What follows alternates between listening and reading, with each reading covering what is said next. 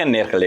Tan தொலைக்காட்சியினுடைய இந்த வணக்கம் தமிழொலி நிகழ்ச்சியின் ஊடாக இந்த இயற்கை வழி என்கின்ற பகுதி பல்வேறுபட்ட இயற்கை வழி தகவல்களை உங்களை நாளாந்தம் தந்து கொண்டிருக்கின்றது. காலை வேளையிலே இந்த இயற்கை வழி நிகழ்ச்சி உங்களுக்கு பயன்பெறக்கூடிய பல்வேறுபட்ட தகவல்களை தந்து கொண்டிருக்கின்றது. அதேவேளை நிகழ்ச்சியை தொடர்ந்து பார்ப்பவர்கள் இதனூடாக பல்வேறுபட்ட தகவல்களை மறைந்து நன்மை பெற்றிருப்பீர்கள். உங்களுடைய வீட்டிலே ஒரு சிறந்த வீட்டு தோட்டம் ஒன்றை அமைப்பதற்கான அறிவை பெற்றிருப்பீர்கள். எனவே இந்த வகையில் இந்த நாட்களில் இந்த தாவரங்கள் பிராணிகள் மிக நெருக்கமான தொடர்பினை கொண்டவையாக இருக்கின்றன.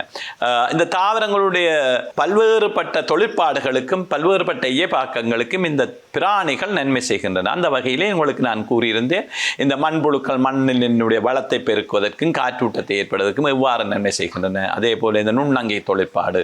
மூன்றாவது விடயம் இந்த மகரந்த சேர்க்கை நடைபெறுவதற்கு உதவுகின்ற பிராணிகள், தேனீக்கள், வண்ணத்து பூச்சி, வண்டுகள் போன்ற பிராணியை கூறுகின்றது. அந்த நான்காவது விடயமாக என்னென்று சொன்னால், இந்த பல்வேறுபட்ட பிராணிகளினுடைய தொழிற்பாடுகள் சூழலிலே தாவரங்களுக்கு தீமை செய்கின்ற பல்வேறுபட்ட பூச்சிகள், பீடைகள் போன்ற பிராணிகளை அழிக்கின்றவையாக இருக்கின்றன.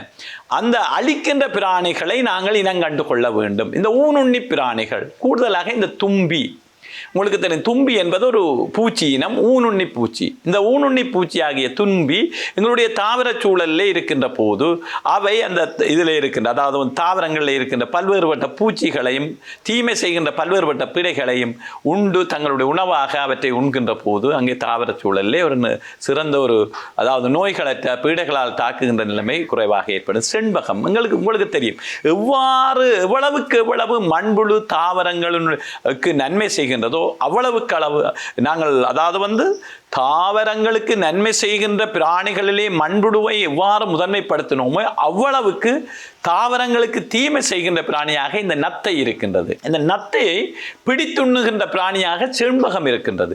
இந்த செண்பகம் எங்களுடைய, நீங்கள் அவதானித்து பாருங்கள், உங்களுடைய வீட்டு சூழலிலே செண்பகம் நடமாடுகின்றது என்றால் நீங்கள் நிச்சயமாக உறுதிப்படுத்திக் கொள்ள முடியும் உங்களுடைய தாவர சூழல், வீட்டு சூழலிலே நத்தை இருக்கின்றது என்பதை உறுதிப்படுத்திக் கொள்ள முடியும்.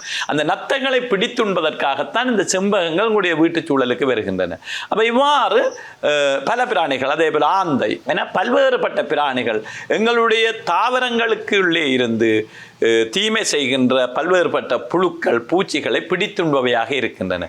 எனவே இதுவும் எங்களுடைய பிராணிகளிலிருந்து எங்களுடைய தாவரங்களுக்கு கிடைக்கின்ற பெரு நன்மையாக இருக்கின்றது. அதாவது தாவரங்களிலே இருக்கின்ற, தாவரங்களுக்கு ஏற்படுகின்ற பூச்சி தாக்கங்கள், அதே போல புழுக்கள் இலைகளை அரிப்பது, பல்வேறுபட்ட பூச்சிகளினாலே எங்களுடைய தாவரங்கள் அரிக்கப்படுவது, நோய்கள் ஏற்படுத்தப்படுவது, நோய்களை காவிக்கொண்டு வரப்படுகின்றன, பல்வேறுபட்ட தீமைகள் இருக்கின்றன. இந்த தீமைகளை இயற்கை வழிமுறை நாங்கள் ரசாயனங்களை பயன்படுத்தாது, ரசாயன உள்ளீடுகளை பயன்படுத்தாது கட்டுப்படுத்துவதற்கு இந்த பிராணிகள் பெருமுதவியாக இருக்கின்றன. எனவே எங்களுடைய வீட்டு சூழல் இவ்வாறான பிராணிகளுடைய நடமாட்டத்திற்கும் அவற்றுடைய பெருக்கத்துக்கும் அவற்றினுடைய வாழ்வதற்குமான ஒரு சூழலாக மாறுவதன் ஊடாக எங்களுடைய வீட்டு தோட்டங்களையும் நாங்கள் வெற்றிகரமாக செய்து கொள்ள முடியும். எனவே உண்மையில் கூடுதலாக பூனை வளர்ப்பவர்களுடைய வீட்டில், நாய் வளர்ப்பவர்களுடைய வீட்டிலே செண்பகங்கள் வருவது குறைவு.